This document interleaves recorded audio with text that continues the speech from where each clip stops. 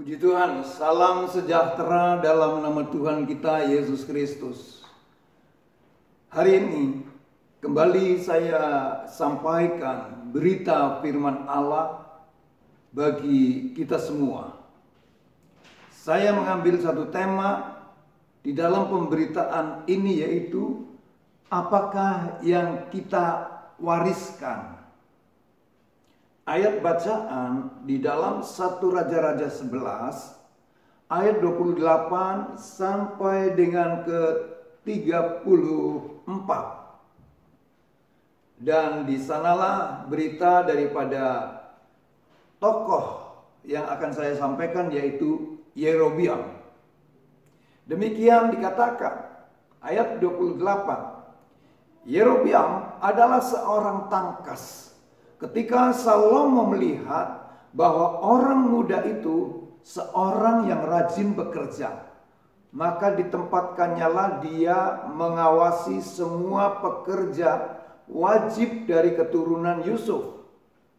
Pada waktu itu, ketika Yerobiam keluar dari Yerusalem, Nabi Ahia, orang Silo itu, mendatangi dia di jalan dengan berselubungkan kain baru, dan hanya mereka berdua ada di padang. Ahia memegang kain baru yang di badannya, lalu dikoyakannya menjadi 12 koyakan.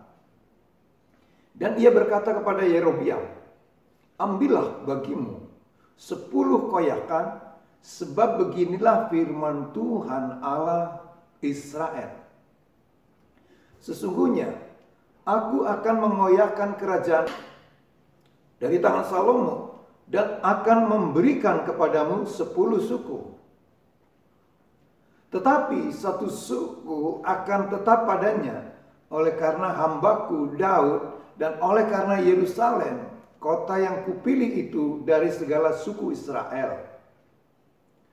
Sebabnya ialah karena ia telah meninggalkan aku dan sujud menyembah kepada Asitoret, dewi orang Sidon, kepada Kamos, ilah orang Moab, dan kepada Milkom, ilah Bani Ammon. Dan ia tidak hidup menurut jalan yang kutunjukkan, dengan melakukan apa yang benar di mataku, dan dengan tetap mengikuti segala ketetapan dan peraturanku seperti Daud ayahnya. Bukan dari tangannya akan kuambil seluruh kerajaan itu. Aku akan membiarkan dia tetap menjadi raja seumur hidupnya.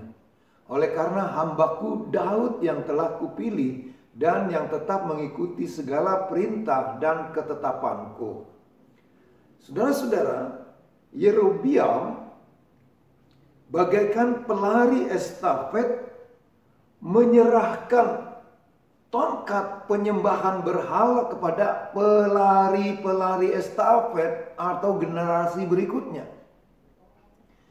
Kita diajar agar setia dalam iman kita kepada Tuhan untuk meneruskan tongkat iman kita kepada generasi selanjutnya. Saudara-saudara, supaya kita dapat memahami dengan pemikiran apa yang dapat kita wariskan kepada generasi-generasi mendatang, keturunan-keturunan kita. Keutamaan moralitas adalah harta yang tak ternilai. Di sini kita akan mempertahankan tentang pengajaran-pengajaran daripada firman Allah, tentang kebaikan, tentang apapun yang mengatur kehidupan ini, moral manusia adalah harta yang tak ternilai.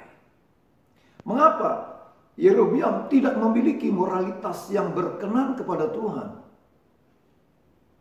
Yerobiam mencerminkan semua yang hidupnya dikuasai dosa.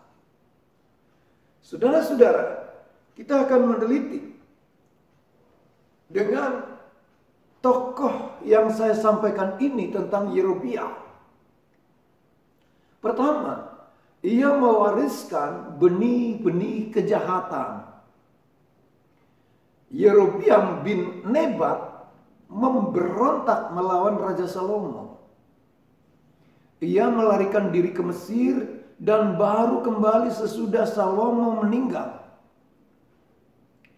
Ia memberontak melawan Rehabiam dan mendirikan kerajaan terpisah, yaitu kerajaan utara yang memiliki pusat peribadahan baru di Betel. Saudara-saudara, Yerobeam bin Nebat menjadi raja Israel dengan reputasi selalu buruk. Ia berbuat jahat dalam pandangan Tuhan. Yerobeam bin Nebat yang mengakibatkan orang Israel berbuat jahat. Nah, saudara-saudara, kita melihat apa yang bisa kita wariskan kepada generasi kita berikutnya merupakan pilihan kita. Jika kita berkubang dalam dosa, kita akan mewariskan nilai-nilai immoral kepada generasi berikut. Yerobeam meninggalkan jejak buruk yang ditiru hingga 250 tahun.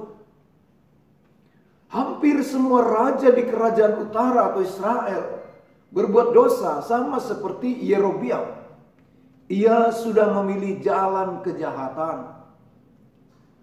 Saudara-saudara, kita akan melihat pengaruh daripada generasi berikut sangat buruk. Sebab 15 dari 18 raja Israel mengikuti jejaknya dengan berkelakuan jahat. Ia mewariskan rantai keberdosaan kepada orang-orang Israel dari generasi ke generasi. Akibatnya, kemerosotan moralitas, keruntuhan kerajaan utara, pembuangan rakyatnya ke Asyur. Sekarang kita akan melihat perbandingan atau kontras antara Daud dan Yerobeam. Raja Daud mewariskan nilai-nilai moral yang baik selama 370 tahun karena ia seorang yang takut akan Allah. Sedangkan Yerobeam seorang raja yang jahat. Ia menghidupkan pemujaan anak lembu emas. Puncaknya, Tuhan menghukumnya dengan meruntuhkan kerajaan Israel sesuai nubuat para nabi. Saudara-saudara, kejatuhan kerajaan utara menjadi kabar buruk. Yerobeam berulang-ulang dinasehati oleh nabi tentang dosa-dosanya. Tetapi dia tidak menggubris pemberitaan mereka. Yerobeam tetap meneruskan dosa-dosanya. Sehingga saudara-saudara, sama seperti Yerobeam itu menghancurkan dirinya sendiri, keluarganya dan bangsanya. Bangsa asing menjarah negerinya. Rakyatnya menderita dan dihukum Tuhan dengan dibuang ke negeri asing. Ia sudah mencelakakan warga masyarakat karena pengaruh buruknya. Tuhan menghukum perbuatan orang Israel secara setimpal. Saudara-saudara, apa yang saya sampaikan dengan tema ini, kita akan melihat kesimpulan yang didapat dari pemberitaan ini. Pertama, penyembahan kepada Allah yang benar membuat kita memiliki moralitas benar. Yang kedua, Yerobeam mengingatkan kita bahwa dosa bukan hanya berdampak buruk pada diri sendiri, tetapi juga mempengaruhi generasi berikut. Oleh sebab itu, kita seharusnya menjauhkan diri dari dosa penyembahan berhala.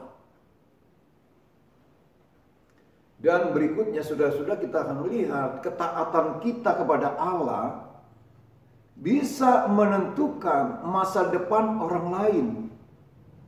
Kita dapat membawa orang menuju keselamatan karena di dalam Yesus Kristus, atau kita justru akan menjerumuskannya ke dalam dosa.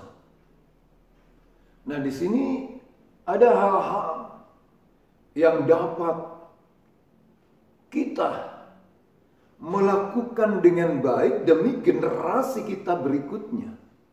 Supaya kita tetap memiliki iman yang kokoh. Kita memiliki iman yang kuat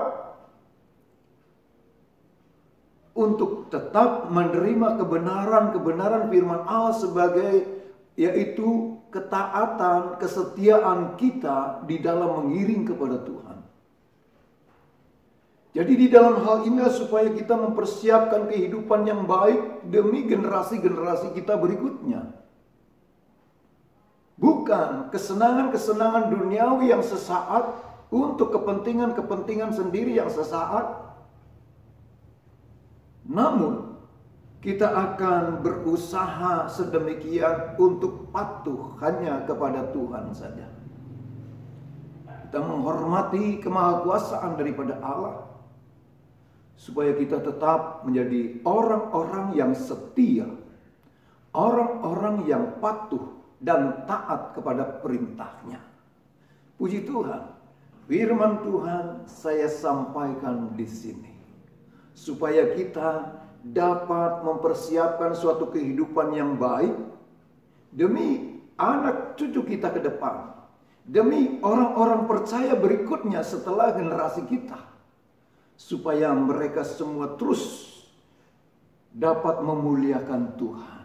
Puji Tuhan, firman Tuhan hari ini biarlah menjadikan yaitu satu kekuatan untuk kita dapat mempertahankan iman kita.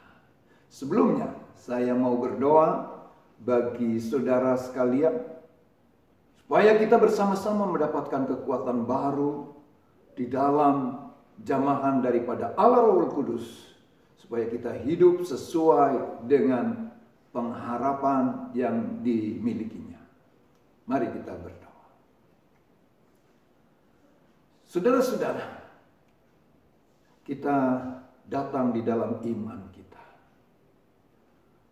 Apakah yang kita wariskan kepada mereka, supaya kita tetap mempersiapkannya dengan baik. Bapa di dalam surga, di dalam nama Tuhan Yesus Kristus, pada siang hari ini kembali berita daripada firman Allah telah kami sampaikan, supaya senantiasa kami dapat mengingat dengan baik suatu kehidupan mendatang oleh ketentuan-ketentuan daripada kami semua, maka generasi-generasi berikutnya memiliki iman yang kokoh di dalam Tuhan Yesus Kristus.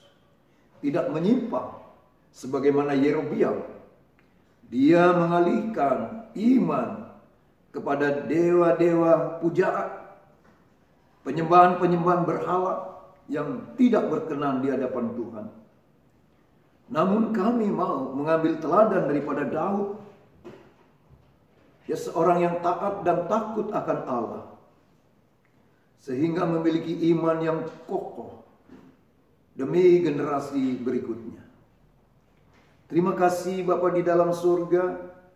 Saat ini kami berdoa bagi saudara-saudara kami pemirsa dimanapun berada, agar seluruh kehidupannya mengiring kepada Tuhan pun mengalami yaitu kekuatan untuk dapat mempersiapkan hari-hari ke depan kami semua bagi anak cucu kami, untuk memberikan tongkat estafet iman kami, supaya mereka tetap memuliakan Tuhan. Terima kasih Bapa di dalam surga, terima kasih. Kehidupan yang dialami oleh saudara-saudara kami dimanapun berada, apabila ada yang sakit, Tuhan memberikan jamahan dan menyembuhkannya. Dalam nama Tuhan Yesus Kristus sembuh. Dan juga yang mengalami masalah-masalah belum terselesaikan, Tuhan memberikan jalan keluar dan memberikan kekuatan iman. Terima kasih Bapa di dalam surga, terima kasih. Dan kami mengalaskan doa ini hanya di dalam berkat nama Tuhan Yesus Kristus dengan penuh ucapan syukur. Haleluya. Amin.